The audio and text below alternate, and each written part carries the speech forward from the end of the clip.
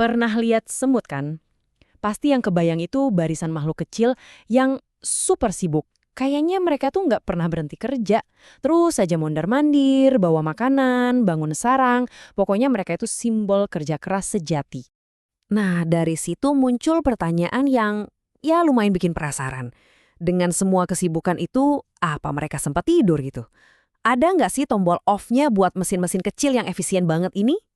Iya kan? Kalau kita lihat sepintas, kayaknya emang mereka nggak pernah tidur. Udah kayak pekerja shift 24 jam non-stop. Gak heran, semut jadi lambang produktivitas paling top. Tapi tunggu dulu. Disinilah bagian serunya. Jawabannya, iya, semut itu tidur. Tapi, jangan bayangin mereka tidur 8 jam di kasur empuk kayak kita ya. Cara mereka istirahat itu jauh lebih aneh. Dan jujur aja, jauh lebih efisien dari yang pernah kita bayangkan. Yuk kita selami rahasia istirahatnya semut. Ini bukan soal tidur nyenyak berjam-jam, tapi lebih ke serangkaian power nap super singkat yang bertenaga. Ada istilah ilmiahnya loh namanya tidur polifasik.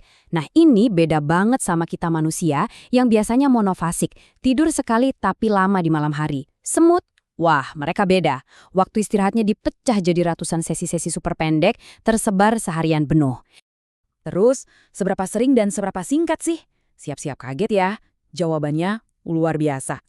Seekor semut pekerja itu bisa tidur singkat sampai 250 kali dalam sehari.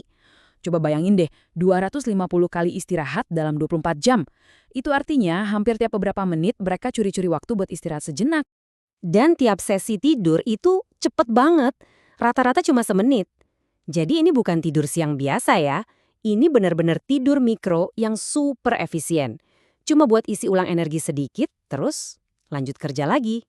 Kalau dihitung-hitung nih, 250 kali tidur masing-masing semenit, totalnya jadi hampir 5 jam istirahat. Jadi kelihatannya aja mereka sibuk terus. Padahal mereka dapat istirahat yang cukup kok. Cuma caranya aja yang super efisien. Tapi ceritanya nggak berhenti di situ. Ternyata nggak semua semut di koloni punya jadwal tidur yang sama persis. Peran mereka di koloni itu menentukan cara mereka istirahat. Dan tentu saja, nggak ada yang perannya lebih penting dari sang ratu. Lihat deh perbandingannya, ini beda banget. Semut pekerja kan tidurnya ratusan kali, tapi sebentar-sebentar. Nah kalau ratu, dia cuma tidur sekitar 90 kali, tapi sekali tidur itu lebih lama, bisa sampai 6 menit. Kalau di total, waktu istirahat ratu itu hampir 2 kali lipat lebih banyak dari para pekerjanya. Kenapa kok beda banget gitu? Jawabannya simpel. Tugas ratu itu kan yang paling penting di koloni, bertelur, memastikan ada generasi penerus. Nah, kerjaan ini butuh energi super besar, jadi istirahat yang lebih lama dan berkualitas itu wajib hukumnya. Dan ini ada lagi yang lebih keren. Para peneliti ngeliat, waktu ratu tidur lebih dalam, antenanya itu kadang-kadang gerak-gerak sendiri.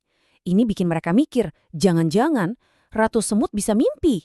Ini nunjukin kalau fase istirahatnya emang jauh lebih dalam dibanding para pekerja. Oke, sekarang kita lihat gambaran besarnya. Gimana caranya sistem tidur unik ini menguntungkan seluruh koloni. Ini soal gimana sebuah superorganisme bisa jalan terus 24 jam, 7 hari seminggu. Nah, hasilnya kelihatan jelas banget di sini. Karena para pekerja tidurnya gantian dan nggak barengan, kapanpun kita lihat sekitar 80% dari koloni itu selalu aktif, selalu siaga. Cuma sebagian kecil aja yang lagi istirahat. Ini bukan sekedar kebetulan ya. Semuanya terkoordinasi dengan rapi. Tiap semut punya jam biologis internal, tapi ritmenya ini disamain lewat interaksi sosial. Misalnya, lewat sentuhan antena. Jadi mereka bisa janjian, kelompok mana yang kerja dan kelompok mana yang istirahat. Jadi sistem kerjanya kayak shift-shiftan. Satu grup istirahat, grup lain kerja. Terus mereka tukeran. Dengan sistem rotasi ini, tugas-tugas vital kayak cari makan, ngurusin bayi semut, jaga sarang, nggak pernah berhenti. Koloninya nggak pernah tutup toko deh. Oke, jadi intinya apa? Kenapa sih strategi tidur yang kelihatannya aneh ini justru bikin mereka super sukses? Sistem ini jujur aja adalah sebuah mahakarya efisiensi dari evolusi. Produktivitas jadi maksimal, nggak pernah berhenti. Pertahanan koloni selalu siaga 24 jam. Dan yang paling penting, sistem ini dirancang buat melindungi aset mereka yang paling berharga, sang ratu. Para pekerja yang sekali pakai ini rela tidur sebentar-sebentar demi memastikan ratu yang gak tergantikan bisa istirahat nyenyak.